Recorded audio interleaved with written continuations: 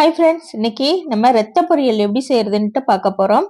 அதுக்கு தேவையான அளவு சின்ன வெங்காயம் கொஞ்சம் நிறையாவே நான் கட் பண்ணி வச்சிருக்கேன்.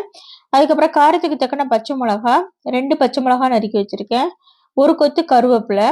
இப்ப பாத்தீங்கன்னா ரத்தத்தை ஒரு சிலர் அப்படியே பச்சையாவே நல்லா பிசைஞ்சிட்டு அதுக்கப்புறம் தாளிக்கிறப்ப அப்படியே ஊத்துவாங்க.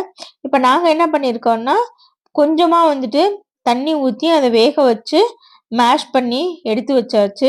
உங்களுக்கு எந்த மாதிரி பிடிக்குமோ நீங்க அந்த மாதிரி செஞ்சுக்கலாம். இப்ப இதே மாதிரி பாயில் பண்ணிட்டும் செய்யலாம். இல்லாட்டி பச்சை ரத்தத்தை அப்படியே நல்லா பிசைஞ்சு விட்டுட்டும் பண்ணலாம். இப்ப பாத்தீங்கன்னா ஏற்கனவே அவங்க ரத்தத்திலேயே அவங்க கொஞ்சம் சால்ட் போட்டிருப்பாங்க. அதனால நம்ம தேவைன்னா போடலாம். இல்ல அந்த சால்ட்டே ஓகேனா நம்ம அதோடயே விட்டுறலாம். இப்ப பாத்தீங்கன்னா நம்மளுக்கு சாப்பிட்டு பார்த்தப்ப சால்ட் நம்மளுக்கு சரியா இருந்துச்சு. அதுக்கப்புறம் என்ன பண்றோம்னா ஒரு ஒரு ஒரு மூடி தேங்காய் நம்ம துருவி எடுத்து வச்சுக்கலாம். ஒரு மூடி தேங்காய் போட்டிங்கன்னா நல்லா டேஸ்டியா இருக்கும். கொஞ்சம் தேங்காய் நிறைய போட்டோம்னா. அதுக்கப்புறம் கடாயில எண்ணெய் விட்டுட்டு கொஞ்சமா சோம்பு சேர்த்துக்கலாம். இப்ப பாத்தீங்கன்னா எண்ணெய் நல்லா காஞ்சிருச்சு.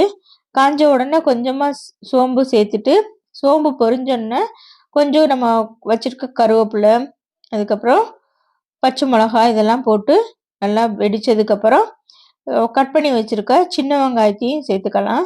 பெரிய வெங்காயம் போடணுன்னாலும் போடலாம். ஆனால் சின்ன வெங்காயம் சேர்த்திங்கன்னா இன்னும் நல்லா கூடுதலாக டேஸ்டியாக இருக்கும்.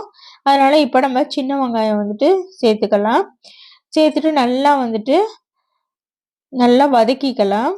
நல்லா ரெட்டிஷாக வர்ற வரைக்கும். அப்போ தான் நல்லா டேஸ்டியாக இருக்கும். இந்த மாதிரி நல்லா வந்ததுக்கப்புறம் அதுக்கப்புறம் நம்ம வேக வச்சுருந்த ரத்தத்தை அதில் சேர்த்துக்கலாம். ஸோ இப்போ இதில் கொஞ்சம் கொஞ்சம் வேகாமல் இருந்தால் கூட இப்போ நல்லா நம்ம நல்லா கிண்டிக்கிட்டே இருந்தோம்னா அது நல்லா வெந்துடும். இப்போ இதுக்கு தேவையான அளவு 1 ஸ்பூன் சோம்புத்தூள், 1 ஸ்பூன் ஜீரகத்தூள், கொஞ்சமாக மஞ்சத்தூள் சேர்த்துக்கலாம். ஆல்ரெடி நான் ஏற்கனவே சொல்லியிருக்கேன், உப்பு அதிலே இருக்கும். நீங்க சாப்பிட்டு பார்த்துட்டு வேணும்னா போடுங்க, இல்லாட்டி போடவே வேண்டாம். ஏன்னா அவங்களே உப்பு அதில் சேர்த்துருந்துருப்பாங்க. இப்போ பார்த்தீங்கன்னா நம்ம எல்லாமே நல்லா சேர்த்து விட்டு இந்த நல்ல தண்ணியே கொஞ்சம் கூட இருக்கக்கூடாது.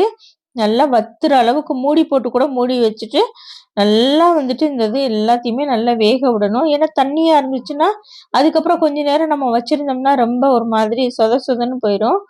அதனாலதான் நான் சொல்றேன், நல்லா கிண்டிக்கிட்டே இருங்க. கிண்டிக்கிட்டே இருந்தீங்கன்னா இந்த தண்ணி ஃபுல்லா நல்லா இஞ்சிரும். அதுக்கப்புறம் நம்ம துருவி வச்சிருக்க தேங்காய் பூ சேர்த்துட்டு நம்ம ஒரு நல்லா கிண்டி விட்டுட்டு இறக்கிற வேண்டியதுதான். ரொம்ப நேரம் தேங்காய் பூ சேர்த்துட்டு கிண்டணும்னு தேவை கிடையாது. கொஞ்ச நேரம் கிண்டிட்டு அப்படியே ஆஃப் பண்ணிட வேண்டியதுதான். இப்போ நம்மளுக்கு ரத்த பொரியல் ரெடி ஆயிடுச்சு. இந்த வீடியோ பிடிச்சிருந்துச்சுன்னா நம்ம சேனலை லைக் பண்ணி சப்ஸ்கிரைப் பண்ணிக்கோங்க.